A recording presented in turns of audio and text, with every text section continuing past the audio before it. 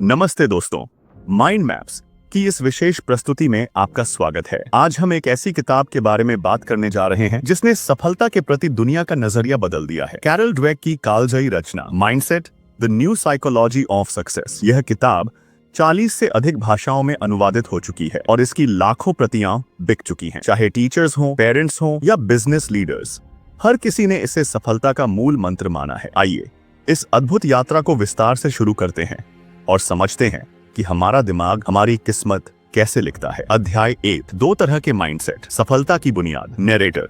दोस्तों, इस पूरी किताब का सबसे मुख्य बिंदु और इसकी नींव एक ही बात पर टिकी है। हमारे पास 2 तरह के माइंडसेट होते हैं। कैरल ड्वेक विचार। इंसान की सफलता इस बात पर निर्भर नहीं करती कि उसमें कितना टैलेंट है, बल्कि इस पर निर्भर करती है कि वह अपने टैलेंट के बारे में क्या सोचता है।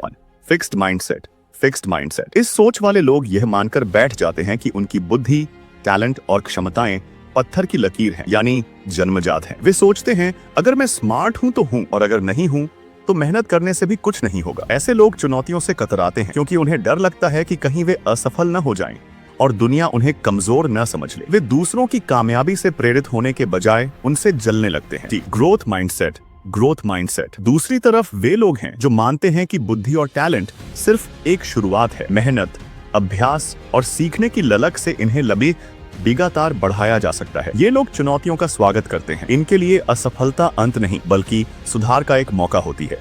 वे दूसरों की सफलता से सीखते हैं। नैरेटर। अब आप खुद से पूछिए, जब आप फेल होते हैं तो क्या सोचते हैं? क्या आप खुद को लूजर मान लेते हैं या यह सोचते हैं कि अभी और सीखना बाकी है? आपका जवाब ही तय करेगा कि आपका माइंडसेट क्या है। तारीफ का खेल। सावधानी जरूरी है। नरेटर। अक्सर माता पिता और शिक्षक बच्चों का हौसला बढ़ाने के लिए उनकी तारीफ करते हैं, लेकिन क्या आप जानते हैं कि गलत तरीके से की गई तारीफ बच्चे का भविष्य बिगाड़ सकती है?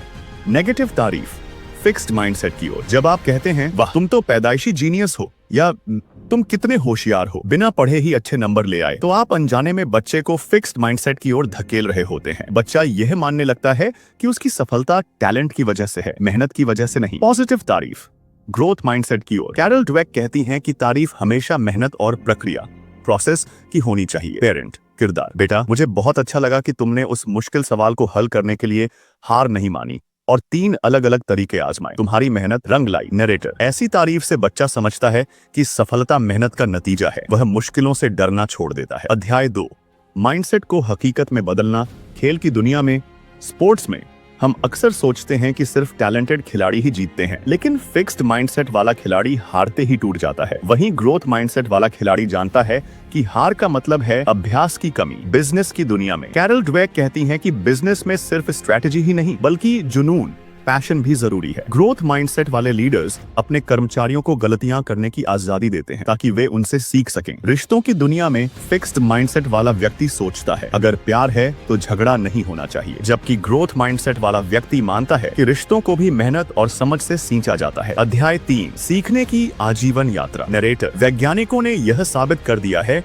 कि हमारा दिमाग प्लास्टिक की तरह लचीला होता है। इसे न्यूरोप्लास्टिसिटी कहते हैं। जितना ज्यादा हम सीखते हैं उतने ही मजबूत हमारे दिमाग के कनेक्शन बनते हैं। परफेक्शनिज्म का बोझ। हर काम को परफेक्ट करने की चाह हमें आगे बढ़ने से रोक देती है। ग्रोथ माइंडसेट सिखाता है परफेक्ट नहीं, प्रोग्रेस जरूरी है। अध्याय 4, बदलाव के 4 कदम स्वीकार करना। एक्सेप्टेंस, संघर्ष करना, स्ट्रगल, सोच बदलना, रिस्ट्रक्चरिंग, नतीजा पाना, रिजल्ट। अंतिम संदेश, आपकी क्षमता की कोई सीमा नहीं है। नरेटर। कैरल ड्वेक हमें सिखाती हैं कि हमारी क्षमता सीमित नहीं है। लेबल्स तोड़िए, खुद पर भरोसा रखिए और सीखते रहिए। जब भी मन कहे यह मुझसे नहीं होगा तो जवाब दीजिए, आज नहीं लेकिन एक दिन जरूर होगा। नरेटर। तो दोस्तों, यही थी कैरल ड्वेक की माइंडसेट किताब की पूरी कहानी। अगर आपको यह समरी पसंद आई हो तो कमेंट में जरूर बताइए। माइंड मैप्स को सब्सक्राइब करना न भूलें ताकि आप ऐसी ही ज्ञानवर्धक कहानियां सुनते रहें। धन्यवाद। नमस्ते।